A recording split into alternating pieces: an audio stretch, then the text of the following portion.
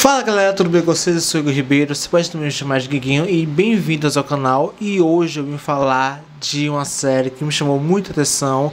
Eu estava esperando chegar no Brasil para poder falar sobre, que é Grotesque Square. É um acontecimento, é uma série que te surpreende e que tem um final para um gosto de quero mais, porque realmente eu preciso de muitas respostas. E sem muitas delongas, já que nós não tem abertura, a gente vai logo ao que interessa, porque tem muita coisa a ser comentada sobre essa série. E primeiramente eu devo falar a vocês que essa série ela começou mostrando para o que veio, porque menina, o nível de loucura, de insanidade dessa série tava a outro nível. Até uma parte dos episódios a gente fazia assim, tudo é possível, tudo pode acontecer. Os cenários, acontecimentos estavam assim meio apocalípticos, literalmente falando. E foi muito interessante acompanhar toda essa jornada. Apesar de no final, eu sempre vou frisar isso, tem uma ponta aí que precisa ser resolvida em uma possível nova temporada. E assim, desde o começo, a gente sempre tem algo muito óbvio, que é no caso do vilão. Ele é muito óbvio desde o começo, mas a gente tá ali em busca junto com aquela protagonista para entender tudo, aquela jornada, o porquê das atrocidades, porquê isso, porquê aquilo. E no fim, foi interessante a revelação? Não foi, porque a gente relativamente não tem uma revelação. Só tem um chega e depois, ok, como foi enterrado? Eu não vi ele enterrado, então será que ele está vivo ou se ele morreu mesmo? Mas de fato ele morreu, só que não mostraram o corpo, não sei porquê. Mas tem um significado, mas eu queria ter visto o rosto, né, desse vilão ali, mas enfim, é o que temos. O mais interessante além de tudo isso é que a história toda, até vamos dizer metade da temporada, foi muito bem amarrado, muito bem construído. Você não tinha assim nenhuma ponta solta assim mostrada, e o final do meio foi assim muito mais conclusivo do que o outro, então você não tinha mais do que precisar assistir, terminou ali, pronto, vida que segue, entendeu? Ela poderia de arrasta pra cima, poderia, mas a gente já tava tranquilo, porque fechou um ciclo. Mas não, tivemos uma outra coisa. Mas se formos para pegar um ponto até o 6º episódio, a série tem seu quê de série, depois se tornou algo muito mais, que a gente ainda vai chegar lá. E ela cumpre muito o que vem falado sobre ela, que é um terror psicológico, assim, um terror muito pesado. Eu devo dizer a vocês que as mortes meio bíblica, meio apocalíptica foram o mais uau da série, porque realmente é o que te motiva a ir mais, sabe? E é muito interessante como não fica cansativo, você sempre quer ver mais, você quer ver a criatividade daquele vilão contra as mortes, e você vê que a cada vez só piora. E literalmente a primeira parte acho que foi a mais cruel de todas, porque não se faz o que ele se faz. Eu nem vou citar o que estava lá dentro, porque dói só de você reprisar na mente. É muito dolorido, sério. Se você já assistiu, não fala. Se você for assistir, pensa um pouquinho mais ao falar pra alguém o que tá ali, porque talvez a pessoa nunca vá assistir, mas se for, toma cuidado. E em complemento às mortes apocalípticas, devo dizer a vocês que os movimentos de câmeras, eles são fabulosos, são muito bons. Eu amei muito, porque ele traz uma carga, ele traz uma atenção, ele não fica uma coisa tão cansativa, ele dá ali umas beiradas assim para se mergulhar, assim, se imergir ainda mais dentro da história e dentro da mente dos próprios personagens em determinadas situações. Você fica assim, meu Deus, eu preciso de mais. Apesar de isso só ficar um pouco mais, sabe, digno de série até o 6º episódio, mas nos demais ficou um pouco a desejar. Mas ainda assim foi um ponto muito interessante, essas movimentações de câmeras. Uma das coisas que eu mais achei muito sutil e implícito foi os tons vermelho e roxo, né? Que sempre são vários tons de vermelho, vários tons de roxo. E é muito interessante, porque depois daí que a gente vai entranhando na série, entranhando nos episódios finais, aí tem um pouquinho de significado, porque esses tons vermelhos, esses tons roxo. Para mim, significativamente falando, os vermelhos representam a perda, né, as mortes das vítimas, né, já que sempre estão embanhadas de sangue, hoje, ou seja, o último estado que é aquela a protagonista vê essas pessoas é com sangue, né, morta, cheia de sangue, ou também com marcas, ou seja, hematomas, aquelas coisas que perduram as vítimas ainda em vida e que levam ela até a morte, e consequentemente é uma das coisas que mais marca essa protagonista. Apesar de que depois isso tem um significado à parte, a gente é bem interessante ter essas camadas sutis que dá um quê a mais nessa série. Ela tem algo muito peculiar que faz ela muito única, a série. Todos os personagens são bons, são. Eu só destaco mais o Charles, que é o vilão, a protagonista, que é a Lois, e a Megan. Temos os outros também, mas esses três são os cabeça-chaves, porque a série só com eles três é muito interessante. Porque quando a gente vai entrando na filha e vai entrando no pai, a gente vê um certo vazio. Você compreende tudo que está acontecendo através daquela realidade que ela vive, mas ao mesmo tempo você fica assim, ok, e se esse personagem não existisse, será que valeria a pena? Valeria. Eles têm um sentido para a história? Tem. Mas eu queria muito que eles não tivessem existido, porque eles não trazem nada e toda a participação deles só mostra como o mundo e as pessoas têm a capacidade de serem ruins num estalar de dedo, sabe? É muito bizarro pensar dessa forma, mas é assim. Sendo que alguns vícios dela justificaria algumas atitudes, mas em convivência com os outros destoa muito do que a gente estava sendo proposto. Tem um sentido, mas faltava algo a mais para poder calibrar essas coisas. E por falar de personagem, a gente também tem um vilão. Que vilão, gente! Olha, eu devo dizer a vocês que o Nicholas Alexander Chaves, que é um nome bonito e um cara, é um acontecimento, é algo, um primor dessa temporada, porque ele, apesar de não aparecer muito, ele se destaca tanto, mas tanto, que merece toda essa loucura que quem assiste faz sobre ele, porque é um monumento, sabe? É um acontecimento e ele faz jus a tudo isso. Enfim, é bem interessante porque a gente vai entrando na cabeça do personagem, não o tratando como vilão, mas como um complemento para a história, né? Geralmente o vilão é o antagonista e a história dele é mostrada em flashbacks. E aqui não, aqui é uma história contada dentro do presente. A gente entende muito os seus modus operandi, a forma como ele usa seus prazeres para moldar a realidade daquela paróquia e vai lubridiando a cabeça das pessoas, criando uma seita não tão secreta, mas secreta relativamente falando, até porque depois essa seita secreta ela faz sentido. E aqui você vê o personagem se valendo da sua luxúria, dos seus prazeres pouco escondidos para poder fazer suas coisas, né? Retomar certas atividades que ele não fazia antes. E a partir daqui a gente vai entrando na cabeça desse personagem. Ele não tem muita coisa, não tem, mas todo o tempo de tela dele vale muito a pena. Só isso. Siga os acontecimentos aqui da série. A gente tem algo bem interessante que é o quarto episódio. Eu amo muito esse quarto episódio porque ele traz muitos significados, pelo menos pra mim trouxe, como no caso dessa coisa do deserto, né, um clássico do terror. Isso pra mim é super incrível, né, poder trazer essas referências. A gente tem uma referência ao massacre da Serra Elétrica, que eu fico assim ainda abismado como essa referência foi tão boa, trouxe uma carga tão boa. E é muito louco porque pra no primeiro momento, ela parece algo apocalíptico, sabe? Essa coisa, essa cacofonia, tá?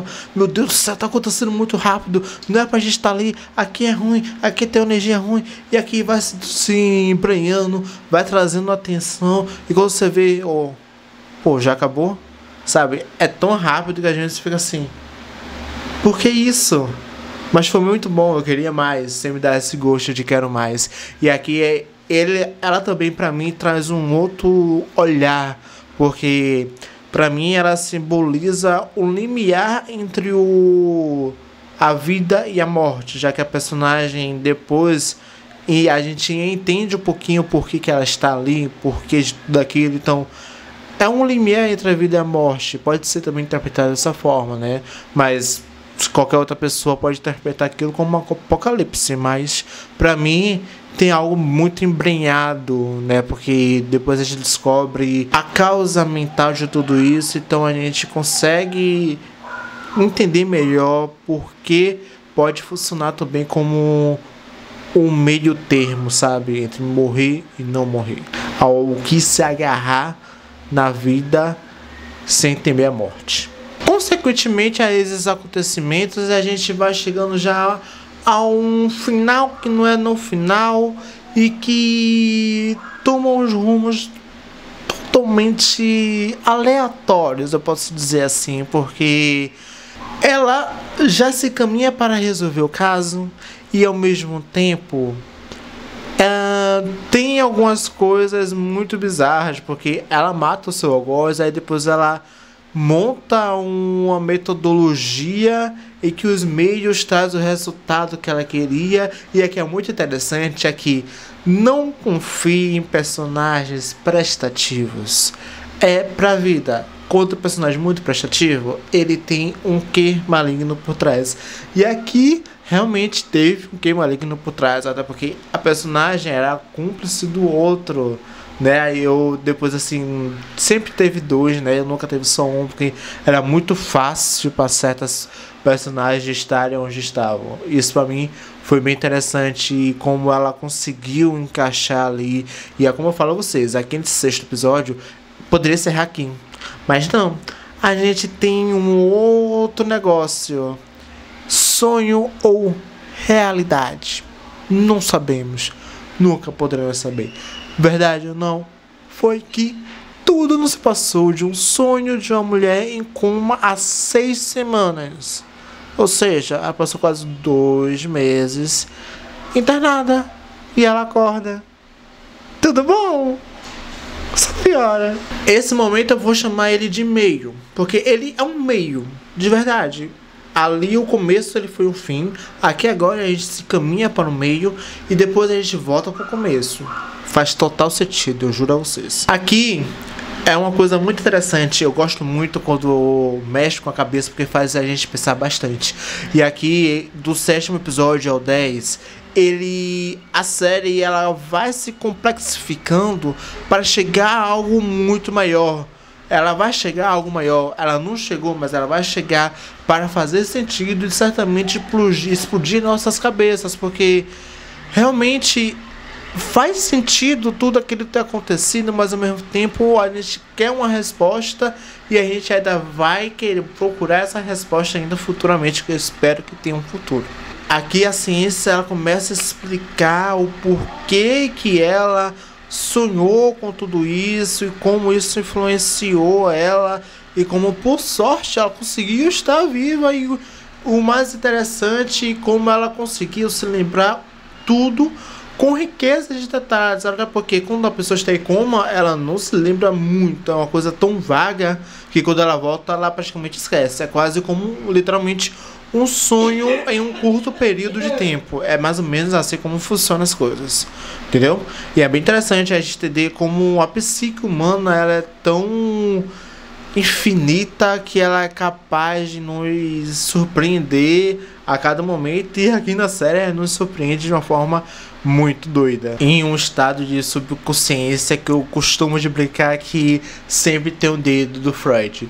Temos também outros cientistas, outros filósofos que falam, explicam, detalham, mas aqui eu gosto de brincar porque realmente o Freud meio que foi uma ponta ali que começou tudo isso. Então, falar que tem Freud no meio não está errado, porque ele foi um dos caras aí grandes responsáveis por trabalhar essa subconsciência, essa psique humana por trás dos sonhos, das ações e reações, dentre outras coisas aí que é bem interessante dar uma lida também sobre o Freud. E é como eu falei a vocês, a gente vai depois entender porque tudo levou até ela. Tudo levou até ela porque era o sonho dela, então tudo tinha que levar até ela. É simples assim. Não tem toda a outra explicação. Ou por que os personagens faziam X, aquilo, aquilo outro. Até porque a gente vai entendendo que a realidade dela é relativamente ruim, de tal forma que ela, a partir dessa percepção da realidade dela, ela começou a criar seus personagens, criando seus contrapontos, e esses contrapontos tomaram uma proporção inimaginável. Ela, tipo, faz sentido pelo tipo de estilo de vida que ela tem, mas ao mesmo tempo você fica assim, ok, vamos fazer uma terapia, não custa nada. E realmente essas dores dela realmente influenciou. O que mais me chamou a atenção da série foi ela trabalhar essa coisa de o que acontecia em torno dela influenciava na forma como ela pensava e, consequentemente, ela agia como ela agia dentro da cabeça dela ali e frustrando algumas coisas e alguns acontecimentos acontecerem da forma como deveria estar acontecendo. Aquilo ali é um puro estado catatônico, gente, é sério, porque eu fico abismado como a mente humana, como a gente pode ter a capacidade de pensar tanta coisa ruim ao longo do tempo. E realmente ali a gente vai sendo explicado que é algo pós-traumático, ou seja, o excesso de trabalho dela causou tudo isso dela, reverberou na vida dela, que com um pequeno estado de calmaria veio todas as percepções de tudo errado que poderia acontecer e do que ela perderia, do porquê que aconteceu isso. É bem interessante a gente entender como realmente certos trabalhos podem trazer consequências danosas e, consequentemente, a morte. O que explica muito essa questão do coma dela e também o que explica muito ela ter usado o Charles, né, que é revelado que é o enfermeiro dela, como esse vilão, sabe? Esse algoz dela, até porque ela tinha muita raiva dele, porque meio que ele atrapalhava o estado de espírito dela, porque ela estava ali tranquila e do nada ela ouvia umas orgias, até porque há um sentido de todas as vítimas terem um quê de, né, trabalhar com sexo, ter alguns certos vícios à parte, e aí ela usa isso, ela acaba trazendo essas experiências, essas vivências ouvidas ou vividas por ela até aquele momento e o trata como vilão. E, consequentemente, ele também trata ela como vilão, porque ele tem raiva dela por ele estar perdendo o tempo precioso dele cuidando dela. Então, sabe, é um jogo de trabalhos que, de certa forma, faz sentido e dá um porquê a mais de tudo aquilo que a gente viu. E na verdade, o sonho dela estava melhor do que a realidade e temos que aceitar isso. Depois de tudo isso, a gente parte para o plot. Eu não considerei um plot, mas eu acho que ele é um plot à parte, porque a gente tem a revelação do porquê a série tem esse nome, né? Grotesquerie e grotesco são literalmente sinônimos um do outro. É uma palavra, né, uma tradução um tanto direta. Mas não, aqui eles dão um outro significado. Aqui a gente tem... E eu também vou dizer a vocês que eu encontrei um significado à parte de Grotesquerie. Grotesquerie é como uma alegoria que teve ali início no século XX, né, onde tinham... usar o grotesco com efeito cômico para trazer uma certa repulsa, sabe? Aquela coisa assim, aquele incômodo à parte das pessoas, sabe? Aquele incômodo, aquele humor meio sarcástico, mas cheio de camadas. É mais ou menos isso. ou então você pode entendê-lo como uma alegoria, que é melhor, que fica mais claro pra gente. E aqui na série a gente também tem um outro significado, que é viver em um mundo grotesco, né? Ou seja, ela viveu a vida adulta em um mundo grotesco, e isso gerou consequências na mente dela, no caso, e que gira todos esses acontecimentos, justamente por isso. E aqui a gente vai já se embrenhando pro final, onde a gente tem um embate entre ela e o seu, não terapeuta, mas o seu médico neurocientista, que ela chega em umas conclusões, uma nova epifania que foi revelada para ela, no qual ela acredita que está morta. E aqui é muito interessante, como eu já falei antes, não era coisa de os métodos dela justificam os meios, mas apesar de que nessa parte isso não tem mais significado, não tem esse sentido propriamente dito, aqui a gente tem ela conversando com o cara que é de fato o vilão, né? Depois se mostra que é o vilão. Ele usa os sonhos delas para criar um novo mal, sabe? Um estado apocalíptico no mundo, de certa forma. E é muito doido porque isso se embranha muito numa seita, né? Que tem um machismo embranhado junto com a ciência ali, né? Com os caras que acabam tendo tudo esse aqui como uma justificativa para os homens serem mais homens, sabe? Essa coisa de os héteros tops ter suas justificativas a fazer o que faz, né? Tipo o marido dela que, né, estrupou, e essa camaradagem, essa broteragem é realmente uma coisa assim, sabe? Só homem é capaz de fazer.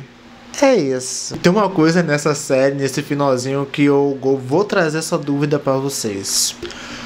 Seria o nosso médico de fato um imitador ou o verdadeiro vilão? Seria Charles o imitador ou um princípio para um fim? Se vocês me conseguirem responder essa, vocês estão no lucro para entender 95% do que aconteceu nessa série até o momento. Porque eu vou dizer a vocês, eu preferiria muitas e muitas vezes que a gente tivesse vivido naquele sonho.